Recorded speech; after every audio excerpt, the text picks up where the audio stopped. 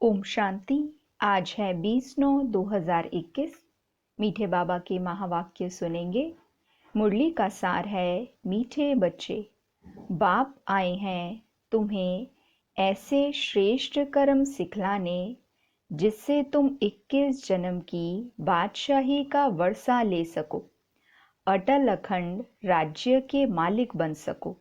मीठे बच्चे, बाप आए हैं तुम्हें ऐसे श्रेष्ठ कर्म सिखलाने जिससे तुम 21 जन्म की बादशाही का वर्षा ले सको, अटल अखंड राज्य के मालिक बन सको। प्रश्न है, गृहस्थियों और सन्यासियों के किस एक सिद्धांत में बहुत बड़ा अंतर है? उत्तर, गृहस्थियों का सिद्धांत है कि भगवान जरूर किसी ना किसी रूप में आएगा, और सन्यासियों का सिद्धांत है कि ब्रह्म को याद करते करते ब्रह्म में लीन हो जाएंगे। अब बाप समझाते हैं, ब्रह्म में कोई लीन नहीं होता, आत्मा अमर है, वह लीन कैसे होगी?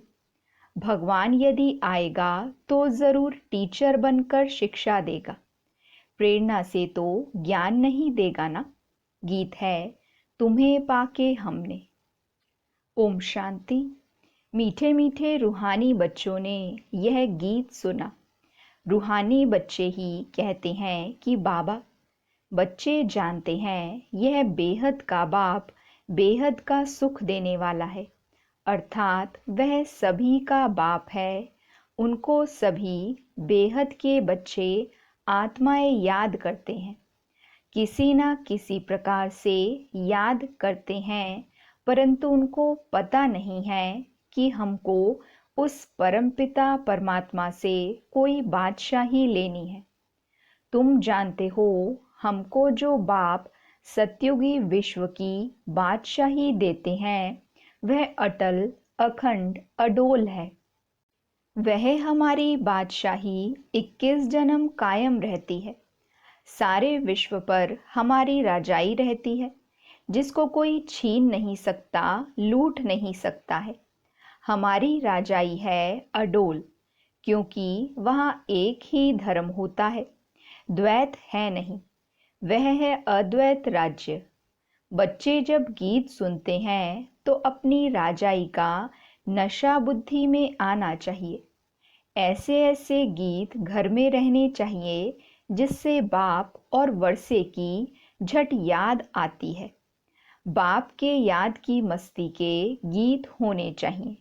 तुम्हारा सब है गुप्त।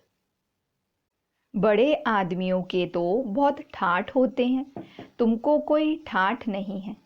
तुम देखते हो, जिसमें बाबा ने प्रवेश किया है उसमें भी कोई ठाठ की बात नहीं है। कपड़े आदि सब वही हैं।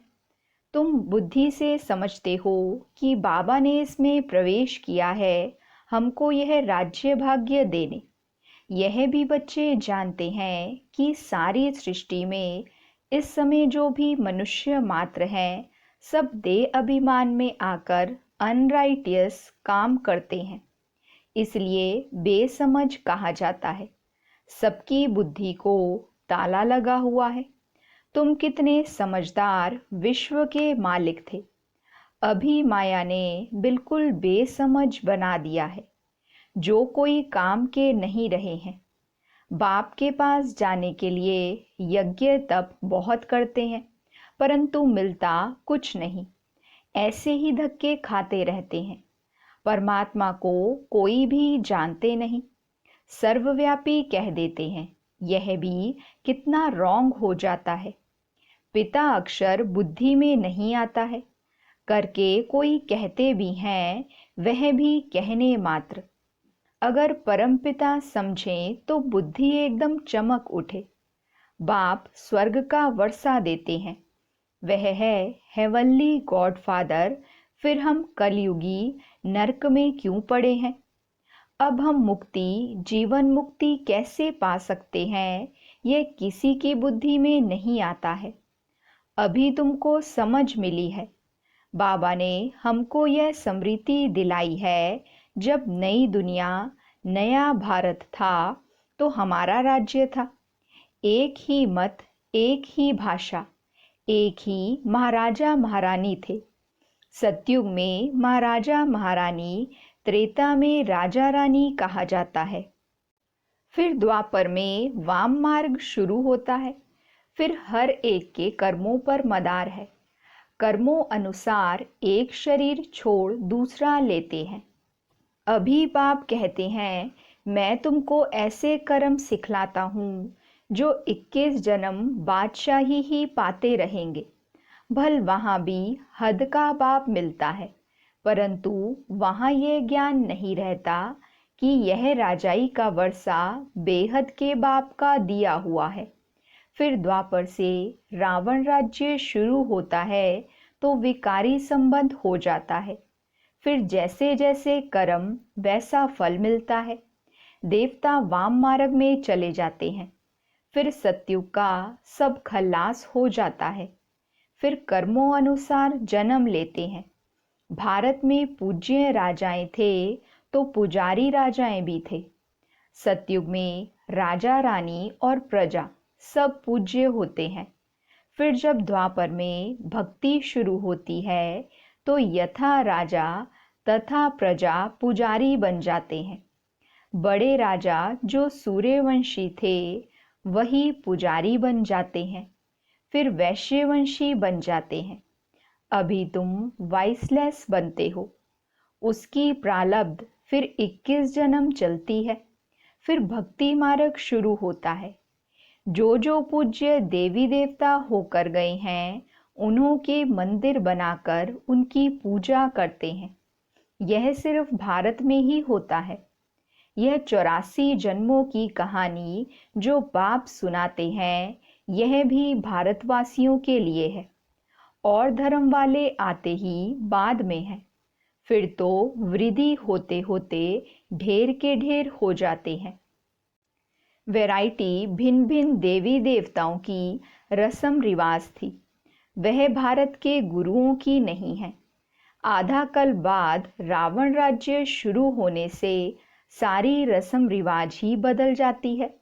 फिर पूज्य से पुजारी बन जाते हैं।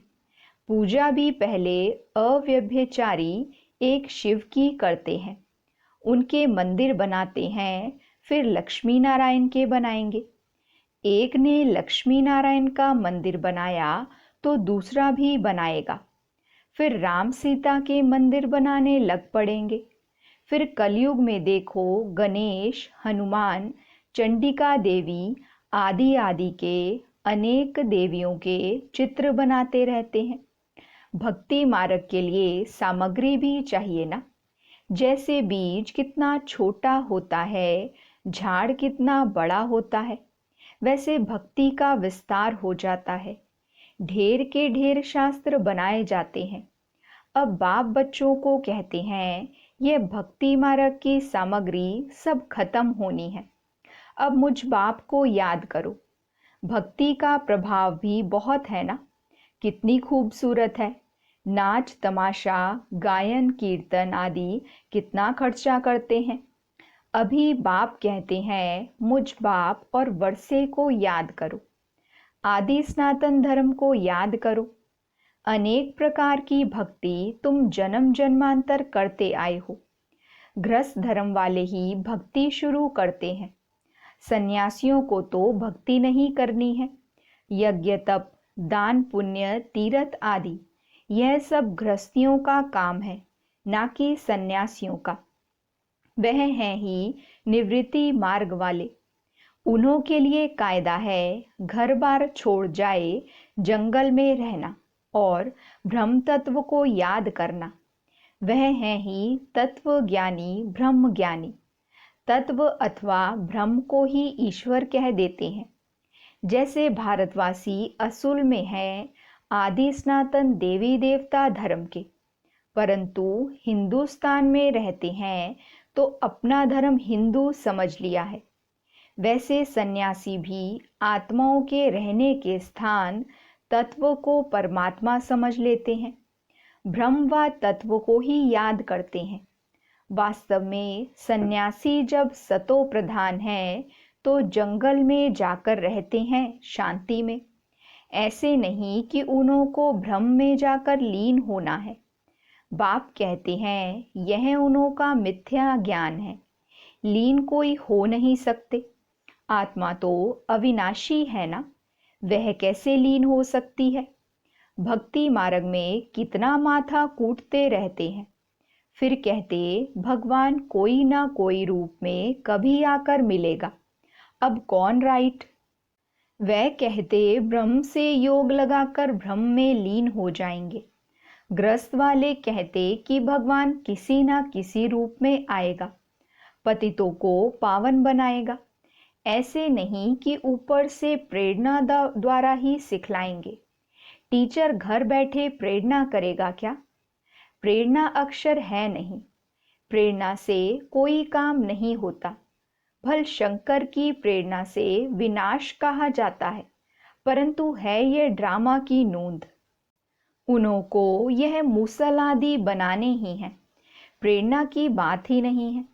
मनुष्य तो कह देते हैं कि भगवान की प्रेरणा से सब होता है, या कहते हैं कि शंकर की आंख खुलने से प्रलय हो गई। यह सब कहानियां हैं, अर्थ कुछ भी नहीं समझते हैं। किसी के भी मंदिर में जाएंगे तो कहेंगे अच्युतम केशवम, अर्थ कुछ नहीं समझते। कोई भी अपने बड़ों की महिमा नहीं जानते हैं।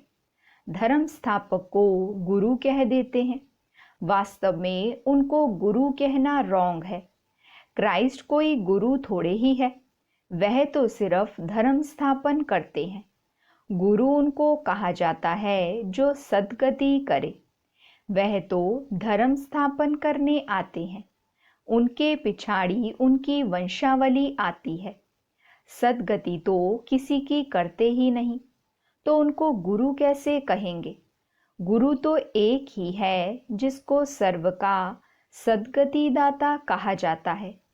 भगवान बाप ही आकर सर्व की सद्गति करते हैं, मुक्ति जीवन मुक्ति देते हैं। उनकी याद कभी किसी से छूट नहीं सकती। मनुष्य हे भगवान हे ईश्वर कह एक बाप को ही याद करते हैं, क्योंकि वह है सर्व का सद्गति दाता। बाप समझाते हैं यह सारी रचना है, रचयिता बाप मैं ही हूँ। सबको सुख देने वाला, वर्षा देने वाला एक ही बाप ठहरा। भाई भाई को वर्षा दे नहीं सकते, वर्षा हमेशा बाप से मिलता है। मैं सभी बेहद के बच्चों को बेहद का वर्षा देता हूँ, इसीलिए ही मुझे याद करते हैं हे परमात्मा क्षमा करो। समझते कुछ भी नहीं। बाप कहते हैं मैं कोई इन्हों के पुकारने से नहीं आता हूँ, यह तो ड्रामा में बना हुआ है। ड्रामा में मेरे आने का पाठ भी नूंदा हुआ है। अनेक धर्म विनाश, एक धर्म की स्थापना व कलयुग का विनाश सतयुग की स्थापना करनी होती है। मैं अपने समय पर आपे ही आता हूँ। यह भक्ति मार्ग का भी ड्रामा में पाठ है। अब जब भक्ति मार्ग का पाठ पूरा होता है तब आया हुआ हूँ। कल्प पहले भी बाबा आप ब्रह्मा तन में आए थे। यह ज्ञान अभी तुमको मिलता है, फिर कभी नहीं मिलेगा। यह है ज्ञान, वह है भक्ति। ज्ञान की प्रारब्ध है चढ़ती कला। कहा जाता है सेकंड में जीवन मुक्ति। जनक को सेकंड में जीवन मुक्ति मिली थी ना, लेकिन क्या एक जनक ने ही जीवन मुक्ति पाई। जीवन मुक्ति तो सब पाते हैं ना, सारी विश्व पाती है। सद्गति व जीवन मुक्ति एक ही अक्षर है। जीवन मुक्ति अर्थात जीवन को मुक्त करते हैं इस रावण राज्य से। बाबा जानते हैं बच्चों की कितनी दुर्गति हो गई है, बिल्कुल दुखी हो गए हैं। उन्हों की फिर सद्गति होनी है। पहले मुक्ति में जाकर फिर जीवन मुक्ति में आएंगे, शांति धाम से फिर सुखधाम में आएंगे। यह चक्र का राज बाबा ने समझाया है। बाप कहते हैं इस समय सारे सृष्टि का झाड़ जड़ जड़ी भूत तमो प्रधान हो गया है। इसलिए कोई भी अपने को आदि सनातन देवी देवता धर्म का समझते नहीं है। आदि सनातन देवी देवता धर्म के थे क्योंकि देवताएं पवित्र थे। हम अपवित्र पतित अपने को देवता कैसे कहलाएं, इसलिए कहा जाता है इन विकारों को छोड़ते जाओ। यह विकार आदि आधा कल्प से रहे हैं। अब एक जन्म में इनको छोड़ना, इसमें मेहनत लगती है। बगैर मेहनत थोड़े ही विश्व के मालिक बनेंगे। बाप को याद करेंगे तभी तुम अपने को राजाई का तिलक देंगे, अर्थात राजाई के अधिकारी बनेंगे। जितना अच्छी रीति याद करेंगे, श्रीमत पर चलेंगे, तो तुम राजाओं का राजा बनेंगे। पढ़ाने वाला टीचर तो आया है पढ़ाने। यह पाठशाला है ही मनुष्य से देवता बनने की, नर से नारायण बनाने की कथा सुनाते हैं। यह कथा कितनी नामी ग्रामी है। इनको अमर कथा, सत्यनारायण की कथा, तीजरी की कथा भी कहते हैं। देखो गीत कितना अच्छा है। बाबा हमको विश्व का मालिक बनाते हैं। जो मालिक बना कोई लूट ना सके। कोई अर्थक्वेक आदि नहीं होगी। वहाँ विघ्न की कोई बात ही नहीं। ऐसा अटल, अखंड, पवित्रता, सुख शांति का राज्य तुम अभी पा रहे हो। कल्प पहले मुआफिक हर 5000 वर्ष बाद भारत स्वर्ग बनता है। तुम जानते हो हम सो देवता थे, फिर 84 जन्म लेते लेते आकर यह बनते हैं। फिर हम सो देवता बनेंगे। इसको कहा जाता है स्वदर्शन चक्रधारी। अच्छा, मीठे मीठे सिकिलदे बच्चों प्रति माता पिता बाप दादा का याद प्यार और गुड मॉर्निंग। रूहानी बाप की रूहानी बच्चों को नमस्ते। हम रूहानी बच्चों की रूहानी बाप दादा को नमस्ते, गुड मॉर्निंग, शुक्रिया बाबा, शुक्रिया। वहाँ मेरा भाग्य, वहाँ मेरे भाग्य विधाता बाबा। धारणा के लिए मुख्य सार है। पहली पॉइंट, अपने आप को राजाई का तिलक देने के लिए याद की मेहनत करनी है। सब विकारों को छोड़ देना है। दूसरी पॉइंट, ब्रह्मा बाप समान साधारण और गुप्त रहना है। बाहर का ठाट आदि नहीं करना है। अपने भविष्य राजाई के नशे में रहना है। वरदान है नॉलेजफुल, पावरफुल और लवफुल स्वरूप द्वारा हर कर्म में सिद्धि प्राप्त करने वाले सिद्धि स्वरूप भव। नॉलेजफुल, पावरफुल और लवफुल स्वरूप द्वारा हर कर्म में सिद्धि प्राप्त करने वाले सिद्धि स्वरूप भव। डिटेल है, जब वाणी द्वारा सर्विस करते हो तो मनसा पावरफुल हो। मनसा द्वारा दूसरों की मनसा को चेंज करो, अर्थात मनसा द्वारा मनसा को कंट्रोल करो।